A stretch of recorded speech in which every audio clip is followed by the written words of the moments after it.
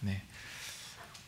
오늘 예배 시간에 이렇게 들어올 때 보니까 자리가 많이 이제 비어 있는 것을 보게 됩니다. 다른 때보다 많이 없기도 하지만 예배 시간이 되어서 좀 늦게 오신 분들, 뭐 예배 시작 5분 전, 뭐 10분 전까지 오기를 바라지도 않습니다. 제가 들어오기 전까지만 미리 오셔서 앉아 주시면 좋겠다 싶습니다. 우리가 지난주에 새벽기도 묵상하는 본문이 이사야입니다. 이사야 1장에 보면 하나님께서 이스라엘 백성들을 두고 너희가 내 앞에 보이러 온다 이렇게 표현을 합니다. 얼굴 도장 찍으러 온다 이렇게 얘기를 하는 거죠. 내 마당만 밟을 뿐이라 이렇게 말씀을 합니다. 오늘날 하나님께서 우리를 바라보실 때에 그런 책망을 듣는 우리들이 되지 않기를 간절히 소망합니다. 철순의 집에 강아지가 한 마리 있었습니다. 근데 이 강아지는 그 가족들 중에서 유독 아버지만 무시를 하는 거예요. 다른 이 철수의 누나나 엄마한테는 꼬리를 치고 배를 까고 애교도 부리고 그러는데 유독 아버지만 보면 으르렁거리는 겁니다. 이것을 보다 못한 아버지가 이거는 가정에서 서열 정리가 제대로 안 되었기 때문에 이런 현상이 나타나는 거다. 내가 이 집안의 서열 1위인 것을 분명히 보여야 되겠다. 다 같이 배 깔고 누워 그런 거예요. 그래서 가족들이 할 수 없이 이제 배 깔고 누운 거죠. 자, 이제 아버지는 이제 그 가족들의 배를 밟고 지나가는 겁니다. 그 강아지가 그 광경을 보도록 하게 하고 아버지는 만족스러운 웃음을 지면서 또 가족들의 그 배를 이렇게 밟고 지나간 거죠. 이 모든 광경을 그 집 강아지는 똑똑하게 두 눈으로 확인을 했습니다. 그리고 다음 날이 되자 이 집 강아지는 아버지뿐 아니라 모든 가족을 무시하게 되었다라는 얘기입니다. 네. 의도대로 되지 않고 자기가 무시하는 그 아버지를 모든 가족이 이렇게 그 서열 위리로 받으니까 이제 이 강아지는 자신이 그 집의 서열 1위라고 생각을 한 거죠. 전혀 의도했던 거와는 전혀 다른 결과가 나타나는 겁니다. 제가 전에도 그런 이야기를 드렸습니다만 제게도 비슷한 경험이 있었는데 대학교 때 좀 영어 공부를 좀 하느라고 영어를 좀 귀에 익숙하게 하고 잘 듣게 하려고 매일 밤마다 자기 전에 영어를 들으면서 잤습니다. 그래서 영어를 듣다가 이제 그렇게 잠이 들기도 하고 그렇게 해서 수날을 그렇게 했습니다. 그러자 그 다음부터는 영어가 자연스럽게 술술 들리는 것이 아니라 영어만 들으면 잠이 오는 겁니다. 참 거짓말이 아니라 영어만 들리면 이상하게 하품이 나오고 졸음이 오는 겁니다. 이 부작용이 일어나서 그렇습니다. 이 예상과는 전혀 다른 결과가 있죠. 우리가 성경을 읽고 설교를 들을 때에 성경 저자의 의도와 또 설교자의 의도와 상관없이 전혀 다른 반응과 결과들을 가지고 온다면 얼마나 낭패스러운 일이겠습니까? 그래서 오늘 한번 보자 이겁니다. 여러분들 안에서 어떠한 반응과 어떤 결과들을 가지고 있는지 한번 살펴보자 하는 겁니다. 예수님께서 부활하신 이후에 베드로에게 만나서 그에게 명령하시고 권고하시는 내용이 나옵니다. 19절을 보시면 베드로가 어떠한 죽음으로 하나님께 영광 돌릴 것을 예수님께서 말씀합니다. 이것은 그 전 구절에 보면 네가 늙어서는 네 팔을 벌리리니 그 의미가 이 베드로가 장차 십자가에 못 박혀 순교하게 될 것을 예수님께서 미리 예언하시는 그런 내용인 줄로 봅니다. 그리고 나서 예수님께서 베드로에게 말씀하는 거죠. 나를 따르라 이렇게 말씀합니다. 지금 예수님께서 부활하셨고 이제 좀 있으면 하늘로서 승천하십니다. 그래서 여기서 나를 따르라 하는 이 명령은 지금까지 제자들이 그러했던 것처럼 예수님 뒤를 졸졸 따라다니라라는 그런 명령이 아니라 예수님께서 지금까지 사셨던 그의 삶의 길, 그의 삶의 원리와 가치와 목적을 따라 살라라는 그런 권고와 명령의 내용인 줄로 압니다. 그러자 이 베드로가 어떻게 반응을 합니까? 20절에 보면 베드로가 돌이켜 예수께서 사랑하시는 그 제자가 따르는 것을 보니, 그래서 이걸 보면 베드로가 돌이켰다고 나옵니다. 아마 그 몸을 돌이켰겠죠. 그리고 그곳에는 이미 그 다른 제자 요한을 얘기합니다. 이 요한이 예수님을 따르고 있었던 것 같아 보입니다. 그래서 우리가 그때 상황을 정확히 알 수 없지만 우리가 상상을 통해서 하나의 어떤 가정의 그림을 한번 그려보면, 예수님께서 식사 이후에 베드로와 함께 단둘이서 해변을 거닐면서 대화를 나누셨던 것 같아 보입니다. 그리고 그 뒤를 요한이 따르는데 베드로와 예수님이 대화 나누는 내용을 들을 수 있을 만큼의 거리에서 따르고 있었던 것 같습니다. 그렇기 때문에 이 다른 복음서에는 없는 이 예수님과 베드로의 이 대화를 요한은 이 요한복음서의 기록으로 남길 수 있었지 않았겠습니까? 그래서 이 베드로는 예수님께서 나를 따르라 하신 그 명령을 받았을 때 순간 그걸 문자적으로 이해했는지 아니면 그냥 궁금했는지 뒤를 돌아보고 이미 따르고 있는 그 요한을 바라보고 예수님께 묻는 거죠. 그 다음 구절을 보면 주님, 저 사람은 어떻게 되겠습니까? 지금 베드로의 궁금증이 지금 다시 이제 발동하기 시작한 겁니다.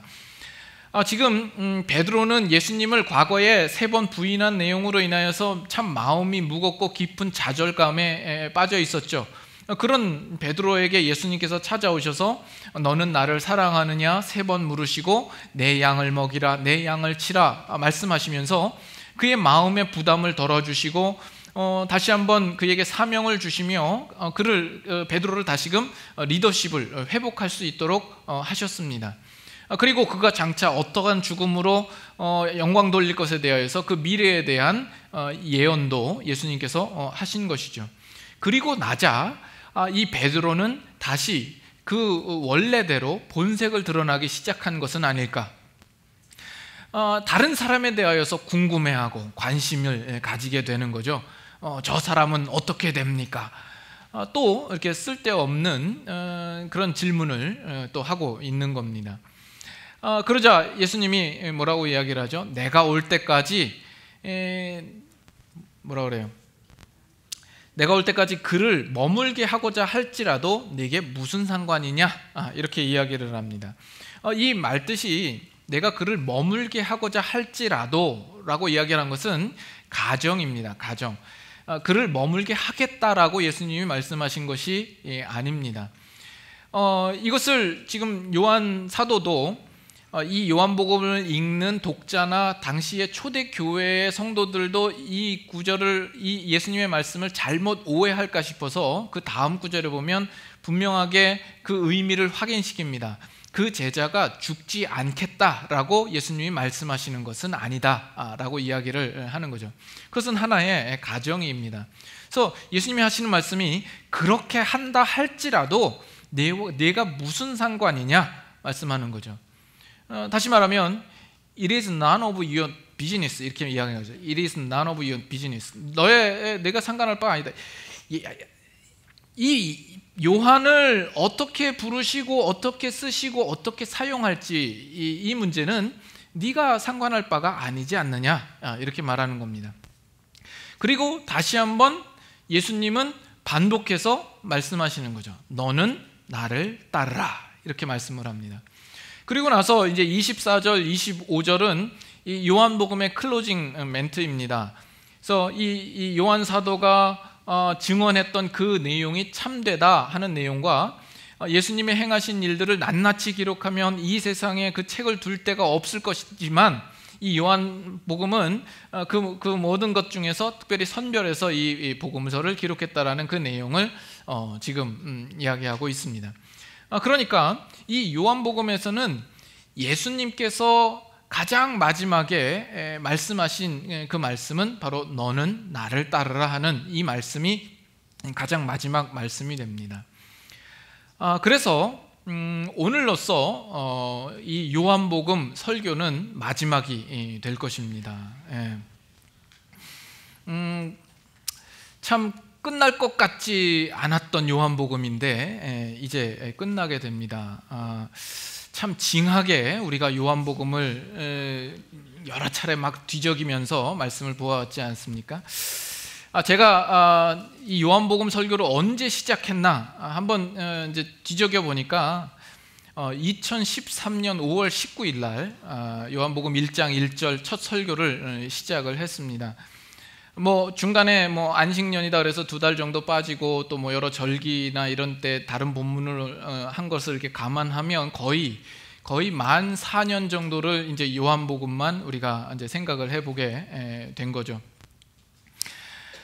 그래서 그 안에서 좀 몇 가지 에피소드도 있습니다. 제가 직접 들은 건 아니고 이제 간접적으로 들었습니다만, 우리 교회 어느 한 집사님이 이제 요한복음 4장 설교할 때 사마리아 수가성 여인에 대한 내용이 나오거든요. 그 설교를 이제 잘 듣다가 한국에 갈 일이 있어서 여름에 한 달 동안 한국에 나갔다 온 거죠. 한 달 동안 나갔다 왔는데 여전히 사마리아 수가성 여인을 설교하고 있었더라, 그런 얘기가 있고, 최근에는 우리 교회에 처음 오셔서 이제 등록한 지가 벌써 3년이 되는데 처음 올 때 들은 설교가 요한복음인데 3년이 지나서도 여전히 요한복음이시라고 말씀을 합니다. 좋다는 얘기인지 나쁘다는 얘기인지 모르겠습니다만 그런 이야기를 들었습니다.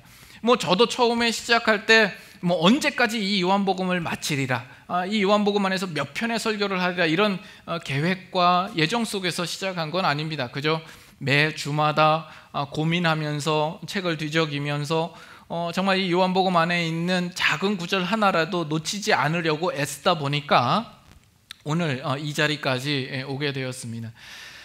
비로소 우리가 이제 요한복음을 마치게 될 때에 저의 감정과 저의 느낌과 저의 생각은 어떠할 거라고 생각합니까? 이 지긋지긋한 이 요한복음을 끝내서 속 시원하다, 이런 생각이 있을까요?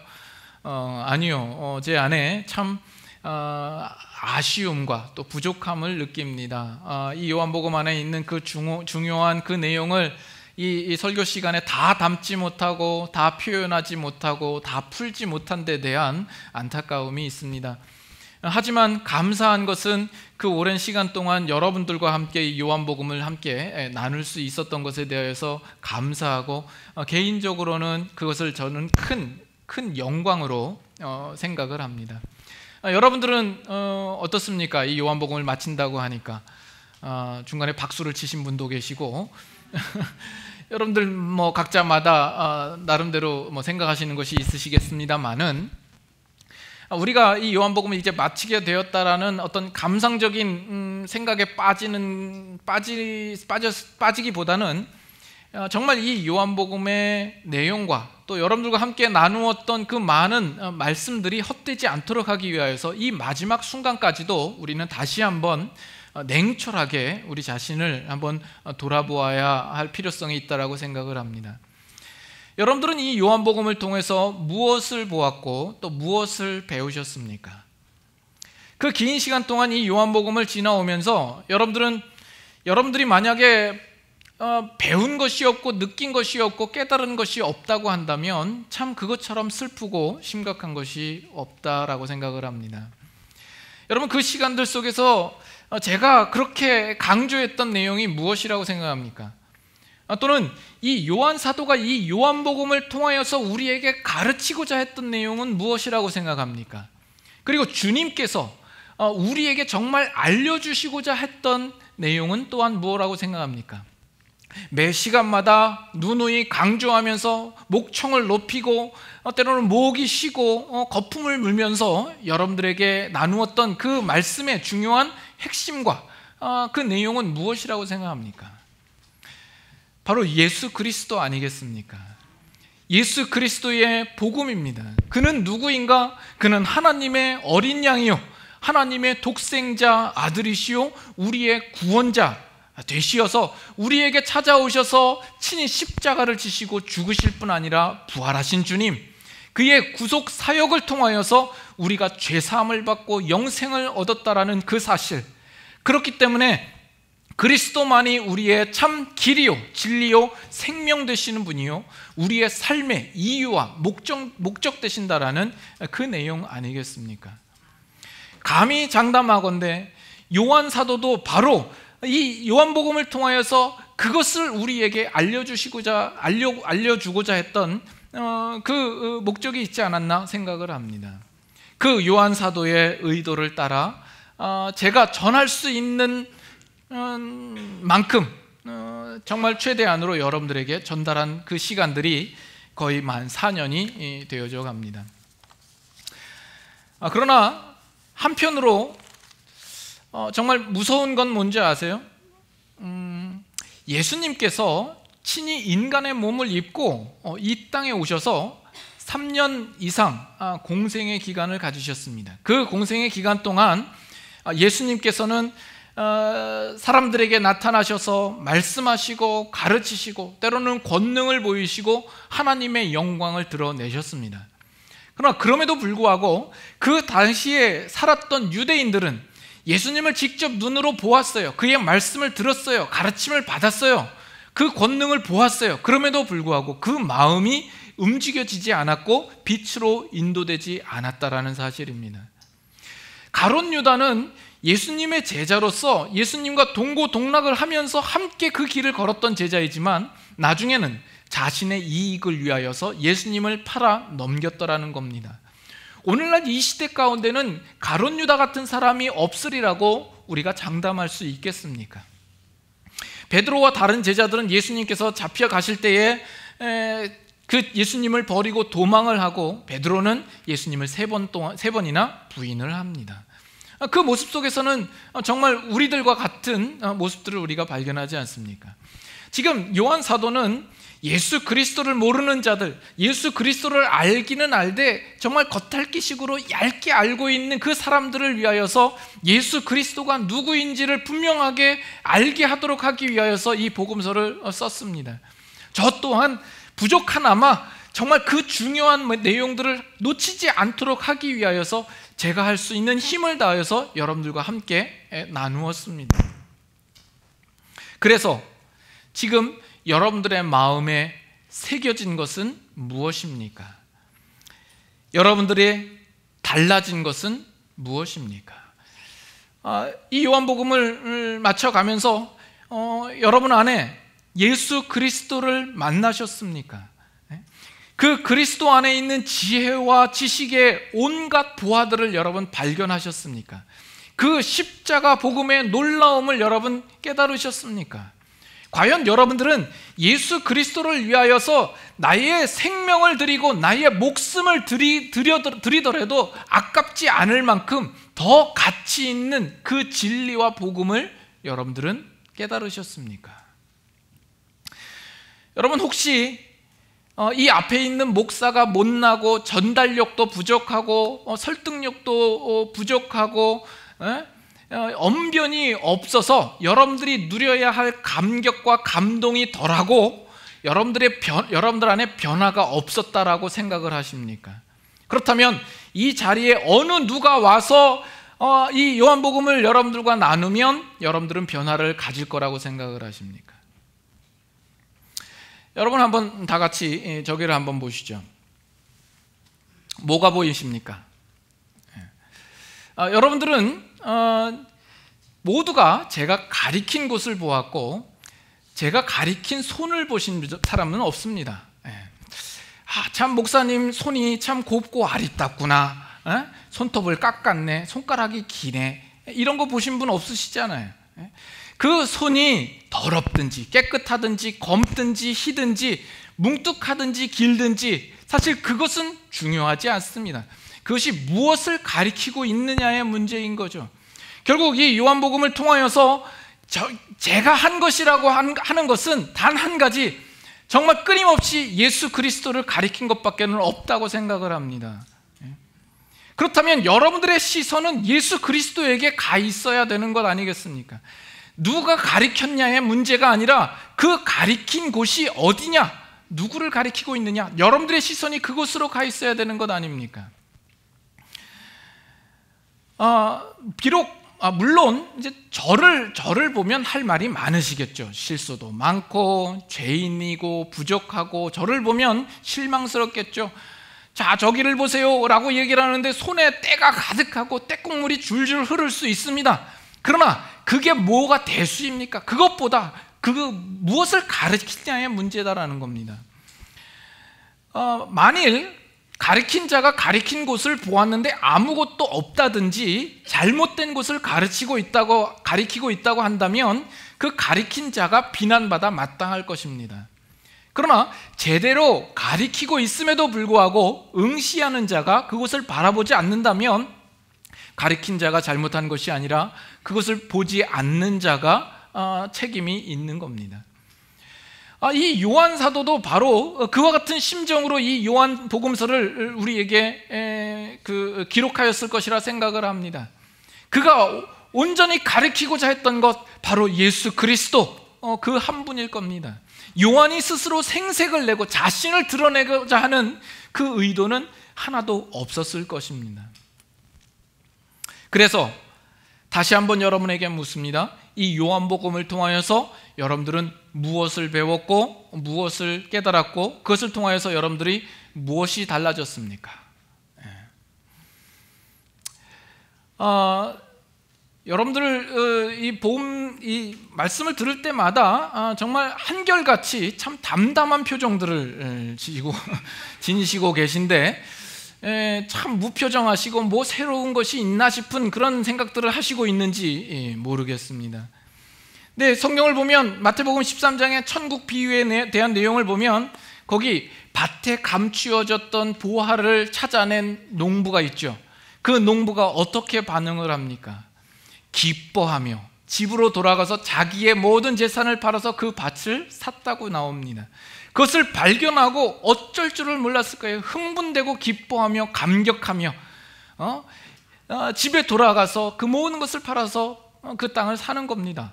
극히 값진 그 진주 장사도 극히 값진 진주 하나를 발견하고 그도 돌아가서 자기의 재산을 팔아서 그 진주를 사는 법입니다. 여러분들은 예수 그리스도를 만나고 예수 그리스도를 발견하시고 나서 여러분 안에도 그와 같은 경험이 있으셨습니까?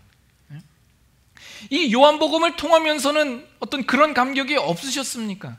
내가 지금까지 알고 있던 예수 그리스도 그저 단면적이고 평면적으로 보이고 흐릿하게만 보였던 예수 그리스도가 이 복음서를 통하여서 보다 보니까 정말 입체적이고 선명하게 예수 그리스도가 드러난 일로 인하여서 여러분의 마음에 감흥과 어떤 감격이 있지는 않았습니까? 어떻습니까? 짧은 동영상 하나를 준비를 했습니다. 우리 잠깐 동영상을 보고 다음 이야기를 나누도록 하죠.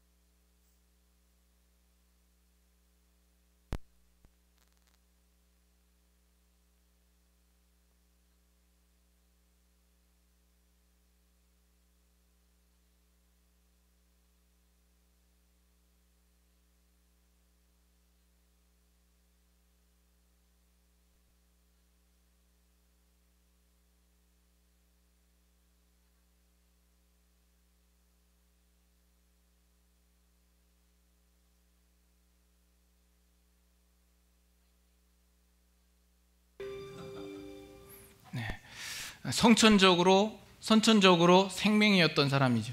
그러나 그가 이 세상의 모습을 새롭게 보게 되었을 때 그 얼마나 감격스러웠겠냐라는 겁니다. 지금까지 세상을 볼 때 모든 것이 흑백으로 보인 거예요. 다 칙칙하게 보인 거예요.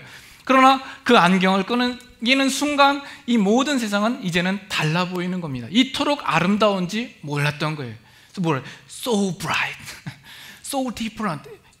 이게 지금 이 사람들만의 문제가 아니라 정말 여러분들의 신앙 가운데 인생 속에서 예수 그리스도를 진정으로 여러분들이 확인하고 발견하고 만나셨다면 이것이 우리들 안에서 당연히 나타나야 할 반응들이 아닙니까? 여러분들이 예수 그리스도를 믿고 이와 같은 감격과 이와 같은 변화들이 여러분의 삶 가운데 있으셨습니까? 여러분들이 정말 이 요한복음을 통하여서 그 전에는 알던 예수 그리스도가 그저 다른 것과 별로 차이가 없었는데 이 요한복음을 통하여서 예수 그리스도가 얼마나 다른가, 예수 그리스도가 정말 이제는 흑백에서 컬러를 보는 것처럼 형형색색 새롭고 풍성한 예수 그리스도 안에의 그 진리와 복음들을 바라보면서 기쁨과 감격과 눈물과 감사를 경험하신 적이 없으십니까? 정말 바라기는 이 요한복음이라는 안경을 끼고 이 정말 특수 제작된 영적 공학 안경인 이 요한복음을 여러분들이 끼고 예수 그리스도를 보셨을 때 지금까지 보지 못했던 정말 존귀한 예수, 정말 놀라운 예수, 가치 있는 예수를 발견하게 되었기를 간절히 소망합니다. 골로새서 2장 말씀 잠깐 한번 보죠. 골로새서 2장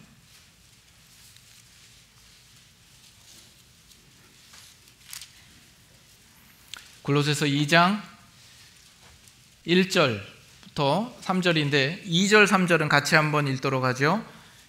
골로새서 2장 1절 제가 읽고 2절 3절 같이 읽겠습니다. 그 안에 있는 내용들 잘 생각하면서 같이 한번 읽읍시다. 내가 너희와 라오디게아에 있는 자들과 무릇 내 육신의 얼굴을 보지 못한 자들을 위하여 얼마나 힘쓰는지를 너희가 알기를 원하노니 이는 그들로 마음의 위안을 받고 사랑 안에서 연합하여 확실한 이해의 모든 풍성함과 하나님의 비밀인 그리스도를 깨닫게 하려 함이니 그 안에는 지혜와 지식의 모든 보화가 감추어져 있느니라. 하나님의 비밀인 예수 그리스도를 깨닫게 하려 함이라. 그 안에는 지혜와 지식의 모든 보화가 감추어져 있다라고 이야기를 합니다. 우리는 선천적으로 죄인으로 태어났죠. 우리는 눈이 가리워진 상태에서 태어난 자들입니다. 그러나 우리가 어느 순간 예수 그리스도를 알게 된 거죠. 또는 예수 그리스도를 알았다 할지라도 그저 다른 것과의 차이를 전혀 못 느끼면서 신앙생활을 했을지 몰라요. 그러나 이 말씀을 통해서 알아가면 알아갈수록 예수 그리스도에 대해서 우리는 이제는 다른 시각을 발견하게 되는 겁니다. 예수 그리스도가 이런 분이었구나. 내가 알던 예수 그리스도는 너무나 나는 정말 모르고 있었구나. 예수 그리스도를 발견하고 그 안에서 감격의 눈물을 흘리는 그런 우리들의 신앙의 모습이 있기를 소망하는 겁니다. 그러나 또한 거기서 끝이 아니죠. 오늘 예수님께서 베드로에게 명령하시는 말씀, 너는 나를 따르라 하시는 이 말씀은 이 요한복음을 마치면서 예수님께서 가장 마지막으로 하신 말씀입니다. 나를 따르라, 예수님께서 이 말씀하시는 이 말씀은 과거에 이 베드로나 다른 제자를 부르실 때에도 그때에도 말씀하셨던 말씀입니다. 그러나 그때는 제자들이 아무것도 모르고 주를 따랐죠.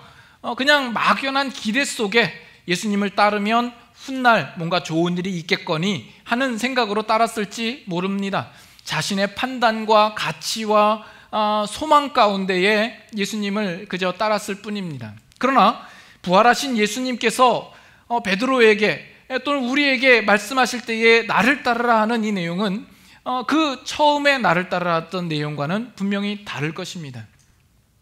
그 따라야 할 분명한 이유와 근거와 목적이 분명한 것이죠. 처음과는 분명히 다른 겁니다.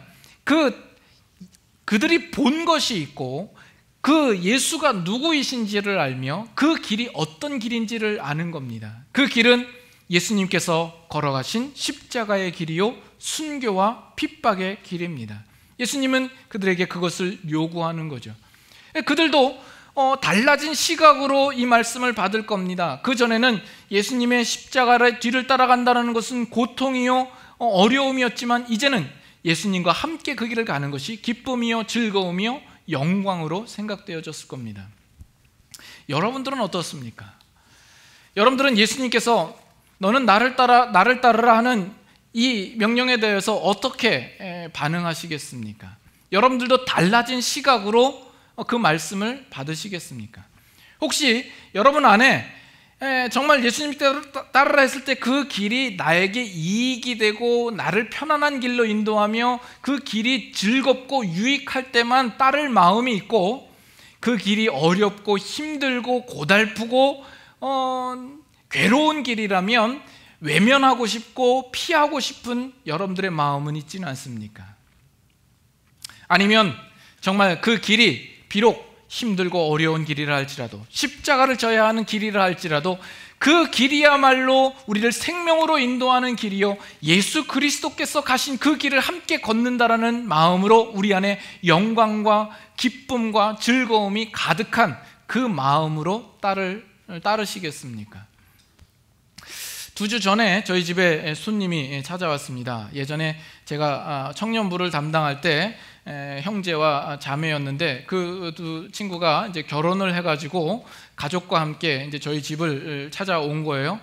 그리고서 이제 한동안 선교 훈련을 받고 이제 이달 말에 요르단으로 선교를 떠난다고 해서 찾아온 겁니다. 그 친구가 하는 말이, 지금 뭐 여러 가지 재정적인 문제나 이렇게 서포트의 문제, 이런 문제가 해결되지 않아서 그렇지만 하루라도 빨리 그 땅에 가고 싶다라는 거예요. 그곳에 가서 그곳의 영혼들을 만나고 싶고 그들에게 그리스도의 복음을 전하고 싶다고 얘기하는 겁니다. 지금 뭐 1살, 3살 정도 되는 아이가 둘이 있고, 지금 뱃속에는 또 임신해서 셋째 아이가 있는데, 지금 요르단에 가면 그곳에서 아기를 낳아야 할 그런 판입니다. 그럼에도 불구하고 그 길이 기쁘고 즐겁고 영광되다라는 얘기입니다. 그것이 그리스도인입니다. 그것이 신자입니다. 그것이 예수 그리스도를 아는 자의 반응이요 삶인 겁니다. 우리는 어떻죠? 우리 안에 참 핑계와 변명과 이유가 많죠. 그런 면에서 오늘 본문에 나타난 어떤 베드로의 모습과 비슷합니다. 베드로가 말한 것처럼 주님, 저 사람은 어떻게 되겠습니까? 쟤는요? 이러는 거죠. 어떤 마음입니까? 주님, 나를 향하여서는 주님을 따르라고 했는데 주님, 저 친구는 어떻게 되는 겁니까? 저 친구한테도 따르라고 명령하시는 겁니까? 저한테만 이 힘들고 어려운 길을 가게 하는 겁니까? 저 친구는 가만히 있는데.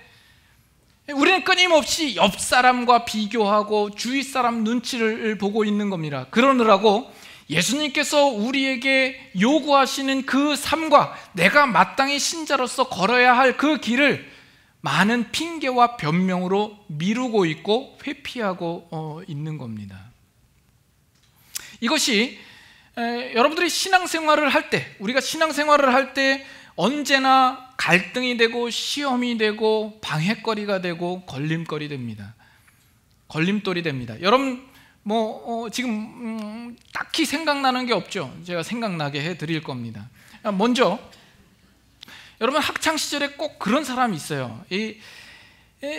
그냥 공부하면 되는데 다른 내 옆에 있는 친구가 얼만큼 공부하냐 항상 그게 궁금하고 그것으로 비교를 하는 친구가 있어요. 이 시험 기간 돼가지고 공부를 하면 시험 얼마나 공부했냐, 그걸 꼬치꼬치 캐묻고 몇 시까지 공부하나, 이게 그냥 그냥 아무렇지도 않은 척 전화 걸어서 깨어 있는지 자고 있는지 확인을 하고, 꼭 그런 친구 있어요. 시험 보고 나서도 몇 개 틀렸냐고 집요하게 물어보는 친구가 있어요. 내가 틀린 거 이 친구 맞았나 틀렸나, 꼭 옆에 사람과 비교를 해요. 있어요, 없어요? 여러분들은 없었어요. 사실 그 시험 본 성적의 평가는 선생님이 다 알아서 내려줄 것 아닙니까? 내가 비교를 하고 이 친구보다 하나 덜 맞았네, 더 맞았네가 뭐가 중요합니까? 내가 할 수 있는 한 내가 최선을 다해서 공부를 하고 거기에 대한 결과에 대해서 내가 후회가 없으면 되는 문제 아닙니까? 그런데 우리가 교회 생활을 하면서도 종종 우리는 정말 우리의 모든 시선이 옆 사람과 다른 사람, 그래서 비교하는 어떤 그런 신앙으로 갈 수가 있습니다. 우리 성도들을 보면 꼭 그 특수한 묘한 상황 속에서만 공동체의식, 동지의식, 연대의식, 전우애를 느끼는 분들이 있어요. 그래서 다른 사람도 다 하면 뭐 나도 하겠지만, 다른 사람은 안 하고 달랑 나 혼자만 책임지는 일을 하면 난 못하겠다, 이렇게 하는 거죠. 나만 괜히 혼자 손해보는 느낌이 있다라는 이런 생각을 하는 것 같습니다. 그래서 교회 일을 하다 보면 여러분들도 느끼시겠지만 늘 하는 사람만 하고 안 하는 사람은 늘 안 해요. 이게 눈에 들어오게 되면 그 전에 잘 하고 있던 사람도 이제 시험에 들게 되는 겁니다. 아니, 왜 이 일을 하면 왜 우리만 죽어라고 이런 일을 해야 합니까? 쟤는 안 하는데 쟤를 시키십시오. 이런 마음이 드는 거죠. 그래서 교회 일을 하다 보면 그런 경우가 있습니다. 처음에는 기쁨으로, 즐거움으로, 자원하는 마음으로 시작했다가도 그런 마음이 들기 시작하면 마음에 온갖 원망과 불만이 들기 시작하는 거죠. 이것이 우리 신앙생활 하는데 늘 다가오는 시험거리입니다. 이런 시험도 있죠.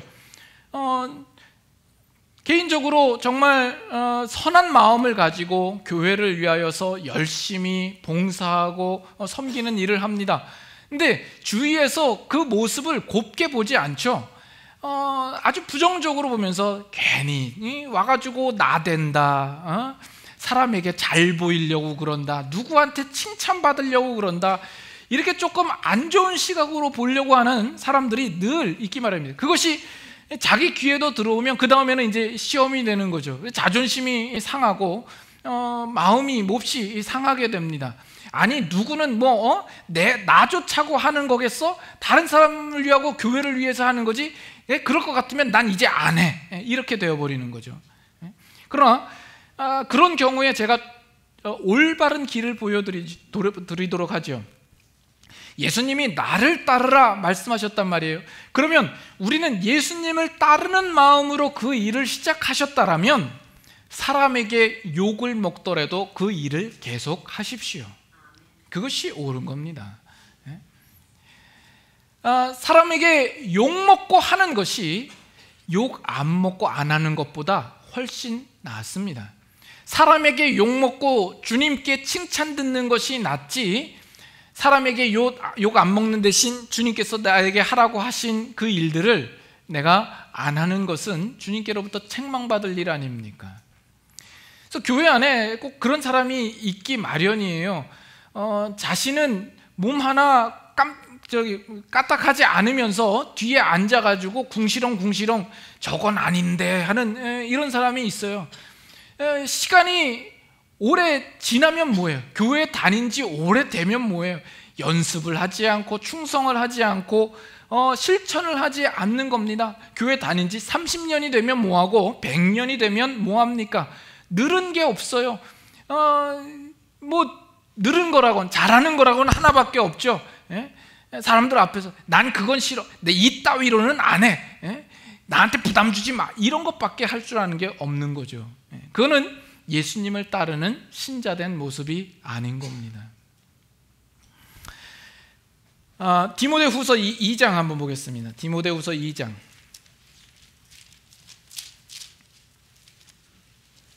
디모데후서 2장 15절.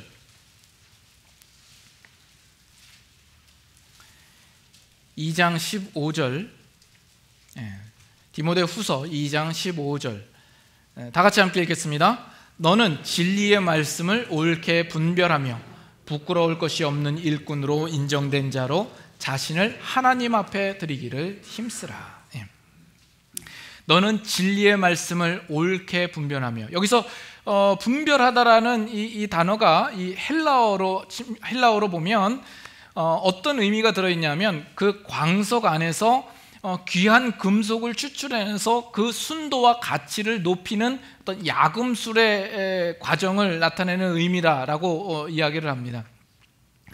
이 도간이나 풀무불에다가 이 광석을 넣죠. 그러면 열을 가하면 그 높은 열에 다른 불순물이나 다른 찌꺼기들은 다 분리되고 다 타버리는 겁니다. 그리고 남아있는 것은 순도 높은 가치 있는 귀한 금속만이 남게 되는 거죠. 그것을 분별한다, 이렇게 이야기를 하는 겁니다.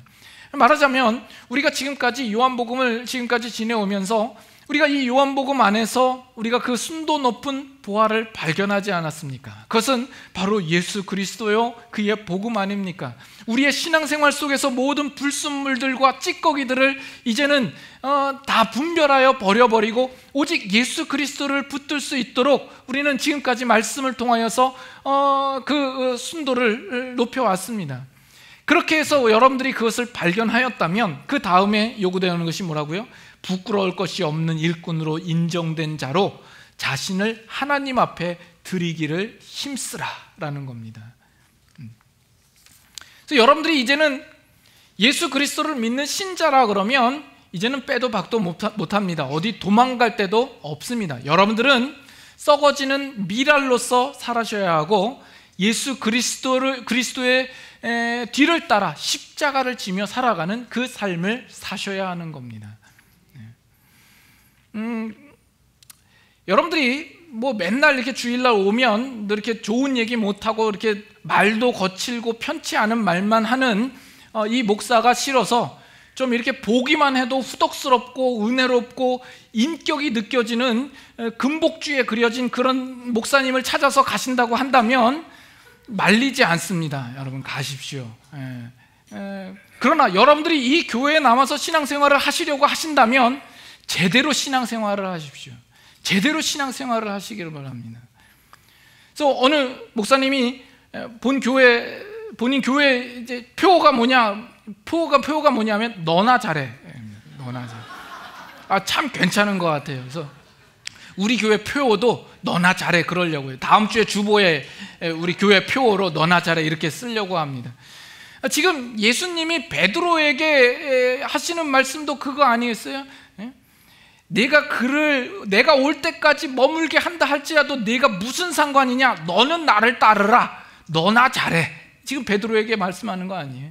우리만 잘하면 되는 겁니다. 다른 교회 어떻다는 얘기 저한테 와서 이런저런 얘기 하지 마십시오.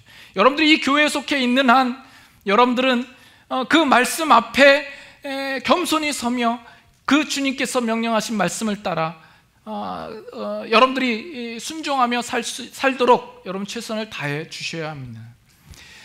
우리가 이제 요한복음을 마칩니다. 이 요한복음을 마치는 데에 의의를 두지 마시고 여러분들이 제대로 이 복음서를 보았다면 여러분 안에 분명하게 시야에 들어오는 것이 있어야 합니다. 예수 그리스도와 그의 복음이어야 합니다.